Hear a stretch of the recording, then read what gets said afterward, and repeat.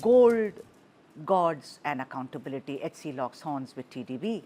The Kerala High Court has taken a stern view of the Travancore Devaswom Board's handling of the gold-plated panels from the Sabarimala shrine. The court has ordered the immediate return of the panels removed from the Dwarapalaka idols and sent to Chennai for repair. The judges asked a pointed question: if the gold plating was done only in 2019 with a 40-year warranty, why send them back for restoration in just 6 years? The bench also noted that such work is normally carried out inside the Sannidhanam, that is the sanctum sanctorum, under strict supervision and with prior court approval. But the TDB has refused to comply, or so it seems, immediately. Board President P.S. Prasad says the panels cannot be returned since a chemical process of repair is underway.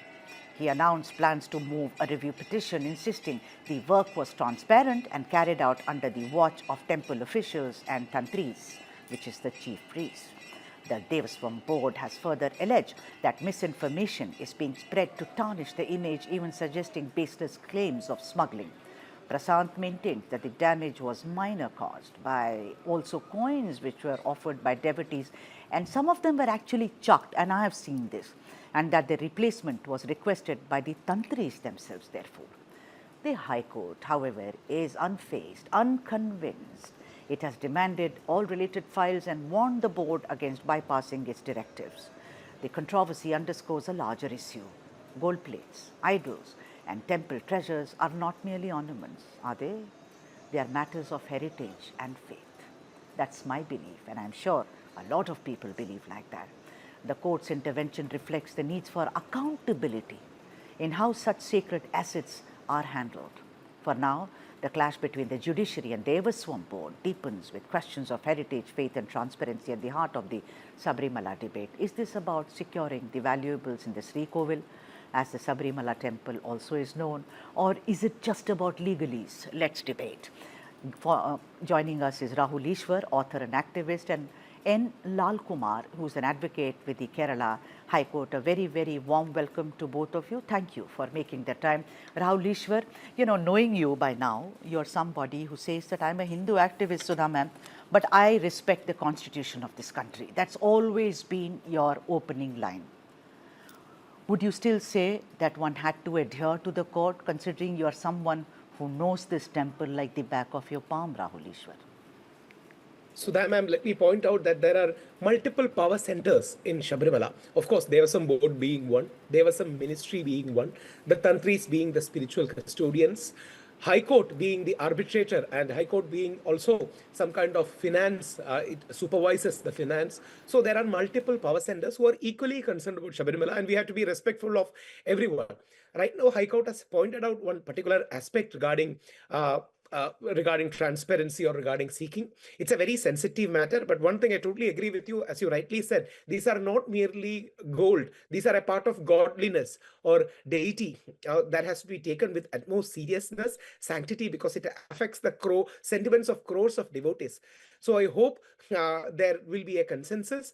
High Court has refused to accept the Devaswom Board proposition that it was done in good faith and it was transparent. Sri Prashant, who is a very well-known youth leader who emerged as a Devaswom president, has equally said that he will give for a revision and he will try for this. I hope devotee sentiments won't be hurt in this process, just like the Tirupati Laddu, which we have debated earlier. These kind of things really affects the mentality and sentiments of an ordinary devotee who doesn't understand much technicalities. So I hope this will be resolved very fast. And it's a matter that is very close, and Sabarimala, as we all know, along with the idol, along with the temple, the 18 holy steps, they are all a part of divinity, because even Patipujas happen there. So the entire temple complex has a kind of sanctity of its own that should be respected. I hope this debate will be settled amicably very fast, very soon. Right. Lal Kumar, welcome to the debate, sir. On the one side is tradition. There are the Tantris, all the spiritual rituals, in our temples, we have to follow some rituals. We just cannot lift something and take it outside.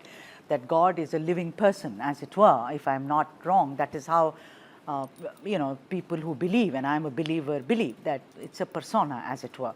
But on the other hand, we have the courts, we have the legal, the judiciary in our country. The point of the matter is, Mr. Lal Kumar, that they say that if it was a minor repair, for instance, there have been lots of minor repairs, it is okay. But these are valuables. Do you think the court is absolutely right? Because, I mean, we've seen a lot of thefts in the Srikovil, in Sabarimala, in the past as well. I mean, one was, of course, from the Hundial, someone took money. Then there was also a gold ornament. I think it was a bangle or something, which was also taken away. Several, I mean, look at Tirupati, one of the richest temples, as it were. And there also, you have very, very close vigil. Don't you think the court is also correct that when it has been mandated that we should be informed, why did you move it, to Chennai without our permission? First of all, what we should understand is, under parent-patriot theory, court is the guardian of the perpetual minor for the idol. And court is having the ultimate authority. So High Court is having the ultimate authority on the matter. So we cannot, or better to say Supreme Court as an appellate court. But court is the guardian of the idol. So who is to decide what is perfect for idol is to be decided by the court. My point is when you criticize a particular action, we have to see that the particular act is done with a malicious intent, or is it done with a good intent? I don't find, or I don't see any malicious intent in this action. I think this has all been done under the supervision of Thantri family. Thantri is the Shebite. Shebite is the ultimate person to decide the spiritual aspect of Sabarimala. Rahul Ishwar himself is a family member of Thantri family. So consultation with Thantri is done. And it has all been done under the supervision of 5 or 6 group of people, vigilance officers, administrative commissioner, all the people are there, right, in scrutinizing, supervising the thing.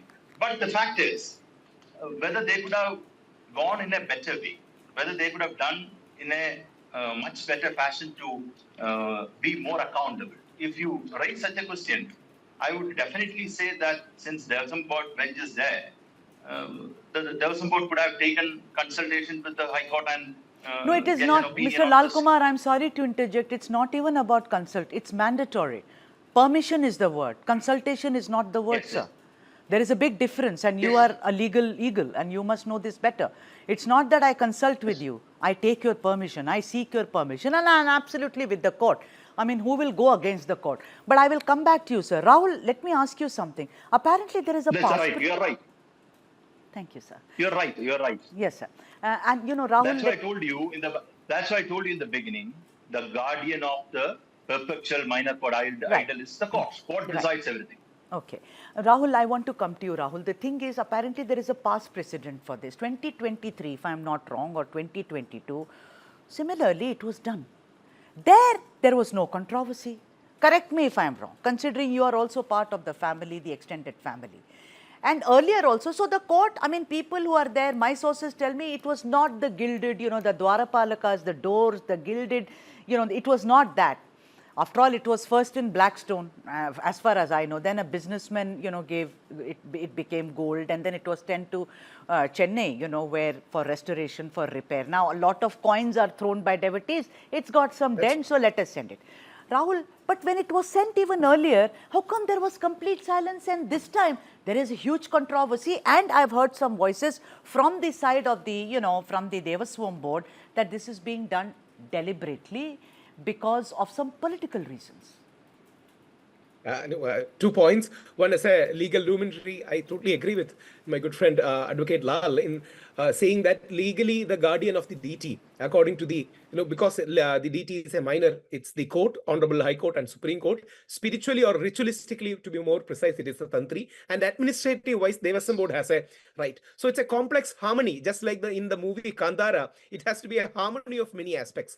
Second, I'm an ordinary devotee. I'm nobody to blame or point fingers at anyone, but many people has the grapevine that there is I wouldn't call it power struggle, maybe a tug of war. Let me use the word tug of war. A tug of war that may be happening, and that tug of war, there are some somebody is drawing here, somebody is drawing there. So there are some issues, and I would humbly urge the Devaswom Board president. See, they might have taken consultation, they might have taken in good faith, but it is very important to take into confidence everyone. That's a very arduous task. If I can use a movie simile so that people will understand, just like the ending of the movie Kantara, where many stakeholders are brought together and they are being blended and synergized, there is a responsibility in the part of the people who are doing to synergize and take everyone along. And everyone is a very equally important player, because we have always seen High Court being very protective about Sabarimala. We have always seen Devaswom Board being fighting for the best interest of Sabarimala. We have always seen Thantri's devotee organization fighting for the best interest. But as a devotee, I would have two pleas. One, let us not involve in any kind of a conspiracy theory. Let us not invoke any smuggling, those kind of angles. That is absolutely unnecessary. That is very bad. I mean, that hurts me. Beyond political tug of war, that hurts any ordinary devotee hearing such bad words like smuggling in association with a temple, church or mosques. Hurts any devotee, so let us not do that. Second, let us pray to the honorable courts and other authorities that they resolve it amicably, and let there not be any tug of war, because when that tug of war happens, it is bad for devotees. And I hope, we all believe that, as Sudhaji rightly said, the DT is a living person. I'm absolutely sure the DT wouldn't want all the other stakeholders who are under him to be fighting among each other. Absolutely. Very well said, Rahul. But tell me something. I asked you first, and if you could please ratify this. Isn't there a past precedent of this, where things have been taken to Chennai, that organization, for restoration and repair?